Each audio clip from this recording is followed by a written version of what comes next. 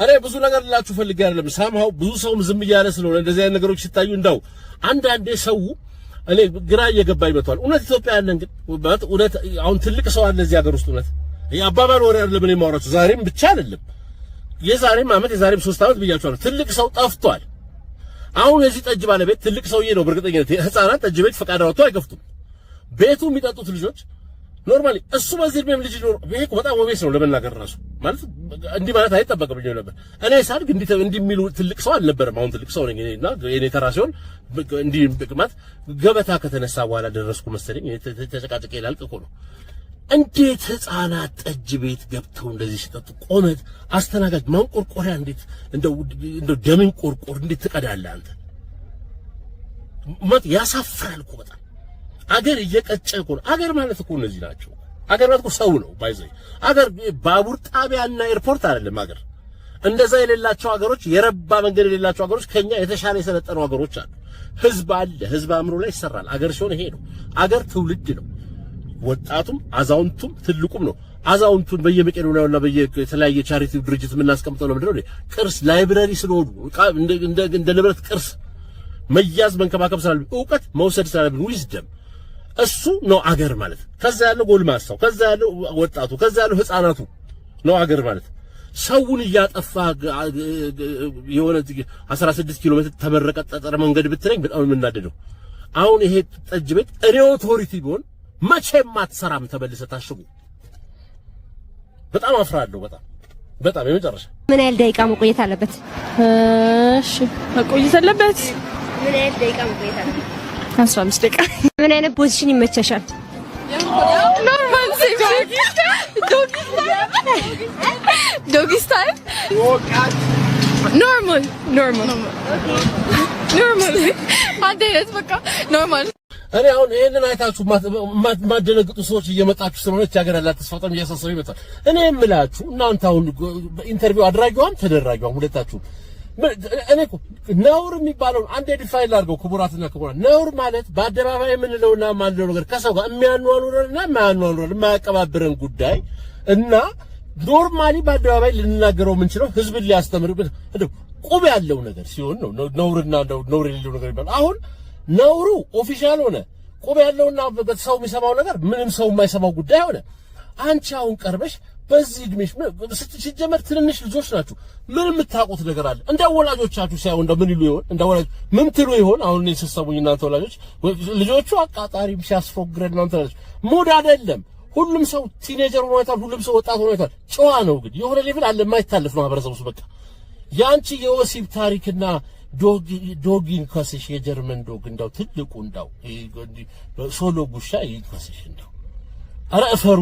ስንት ነገር ማውራት በምትችሉበት እድሜ ስለ ትምህርታችሁ፣ ስለ ምናምናችሁ፣ ስለ ጸጉር ስታይልሽ ማውሪ፣ ስለምትወጂው አክተር ማውሪ፣ ስለ አርቲስት ማውሪ። አረ እንዳው ስንት ዘመን አለፈ እንዳው ስለ የፈለግሽውን አውሪ። ዘፈንም ዘፈኝ ምን በይ ምን ፖዚሽን ነው የሚመችሽ ማለት አንቺ አሁን ጠያቂዋስ ምንድነሽ? ፊት አይታችሁ ራሱ ልጆችን አልደነግጡም እንዴ? ወንድሞች የላችሁም እናንተ አሁን ሰፈር ውስጥ ዝም አሏችሁ? እንዴት ነው ኮንቴንት የናየው? አዎ በጣም ደስ ይላል ኮንቴንት። የትናንቱ ኮንቴንታችሁ ቫይራል ወጣ። አዎ እንትን ሄደ ምናምን እንደው ዓለም አፈር ራሱ አጠናግራ ለማስቀመጥ ይገርመኛል። ስርዓት ያዣ ለማለት ነገ ጧት ምን አይነት ሰው እንዲመጣብን ነው የምትፈልገው? ፖዚሽኑን ቤት ይዛልህ ትመጣለች። ማናጅመንት ፖዚሽን እንዳይመስል እንግዲህ ሰምተሃል። ምን ይላሉ እንደው አጉራ አለ 7 ኤሽያ አረ የምን አበባ እዚህ የዞረብኝ ነው ያግዥኝ። 7ቱን አህጉራቶች ኤሽያ እያስመለሰች ነው ቤተሰቦቿን። እሷም ጠፋባት። አራቃቸው ነበር አልመለሱትም። አቃቸው ነበር። ስንት አህጉር አለ? 7 አፍሪካ አንዷ ናት። ሳውዝ አፍሪካ፣ ኤሽያ ምናምን እንደዛ ነው። 7 ናቸው። እኔ ምነው እንዴት ነው እንኳን ደስ አላችሁ። ምርቃቱ የት ኮሌጅ ናችሁ? ምንድነው የመረቋችሁ? ልጅ አባውት ምናምን ትልልቅ ሰዎች ነው የመረቋችሁ? እደጉ ተመንደጉ እንደዚህ ነው ተምራችሁ ነው የተመረቃችሁት? ሃይ ስኩልን ዘላችሁ? እርግጠኛ ነኝ ከቤት ወጣችሁ የሆነ ሰው ጋር ደወላችሁና ኮሌጅ ተቀበሏችሁ አይደል? ከቤት ወጣችሁ እንጂ አታውቁ። ይሄን እንኳን 5ኛ ክፍልና 6ኛ ክፍል ነው የተማርነው። እንዴት ነው ነገሩ?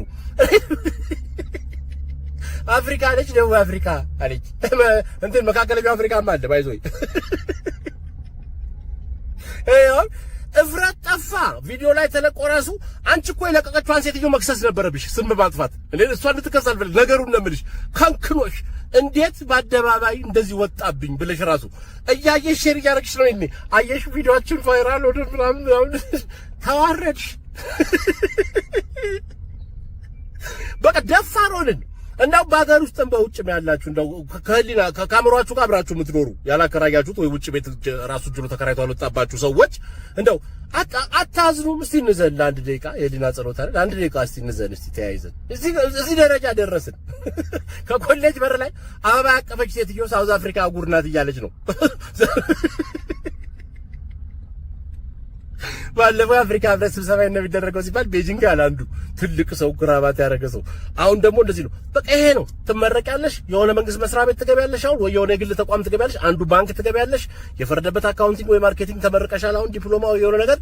ከዛ በኋላ እዛ ትቀመጫለሽ ክለርክ ላይ፣ ሂሳብ ቤት በኩል ደንበኛ ቤት በኩል ወረዳ ትቀመጫለሽ፣ ሰው ቤት በኩል ያናግርሽ።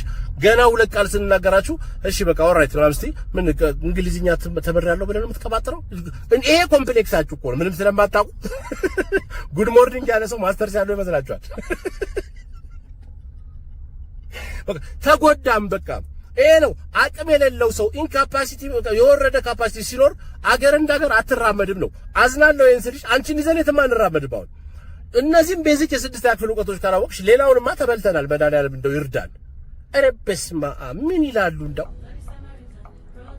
ኧረ በስመ አብ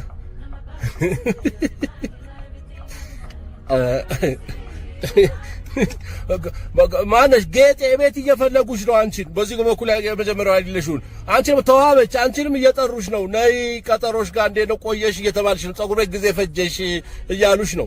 ምንድናችሁ እናንተ? እኔ የማይገባኝ ታሪክ አለ። ማህበረሰብ እኛ ይሄ ሀገር ነው ያፈራችሁ፣ ግን የበቀላችሁት እዚህ ነው። እንደው በልጅነታችሁ ነው ያያችሁት፣ እንደዚህ መንገድ ላይ ነው ያያችሁት። ግራ ገባን እኮ ለመባለግ ሲባል ታሪክ አንብቦ የማያውቅ ሰው ብሎ አጼ እንትና እኮ ሽሩባ ይሰሩ ነበር ይላል። ሌላ ታሪክ ብትጠይቀው እኮ በህይወቱ እንኳን ታሪክ ክላስ ከ5 ነው እኮ ያቋረጠው። ማለት ትምህርት ቤት እስከ 12 ይሆናል፣ ከ5 ነው ግን መማር ያቋረጠውና አሁን ምንድነው የእናንተ ጀስቲፊኬሽን? እዚህ ማህበረሰብ ውስጥ ተቀባይነት የለውም። የወንድ ሮል አለ፣ ኖርማሊ የማስኩሊን ሮል አለ፣ የፌሚኒን ሮልም አለ። ማህበረሰብ ያስቀመጠልህ ሮል ማለት ካላችሁ አዎ መልሱ ማህበረሰብ ያስቀመጠልህ ሮል አለ፣ እሱ ሮል መከተል አለብህ። ለኔ ሁሌም ቢሆን አንተ አሁን የሴት ሮል ያለ ማለት በማስኩሊን ፊገር አላየህም፣ ይቅርታ አድርግልኝ። ጸጉርን ሴት ጸጉር ቤት ገብተህ ሹሩባና ምናምን እየተቀመቀምክ ሰፈር ውስጥ ጭን ስር ተቀምጠህ እየተሰራ ጥፍርን እየተዘፈዘፍክና እየተሞረድክ ውበቴን ልጠብቅ ምናምን ምን ልትሆን ነው? መጨረሻ ላይ ምን ተዋውበህ ምን ልታረግ ነው?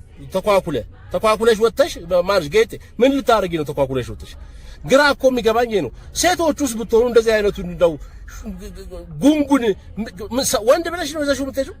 ይቅርታ አድርጉልኝ። እኔ በጣም የጥንት ኢትዮጵያዊ ነኝ። እንደ ነገር አልወድም፣ ደስም አይለኝም። የኢትዮጵያ ትራዲሽንም አይመስለኝም።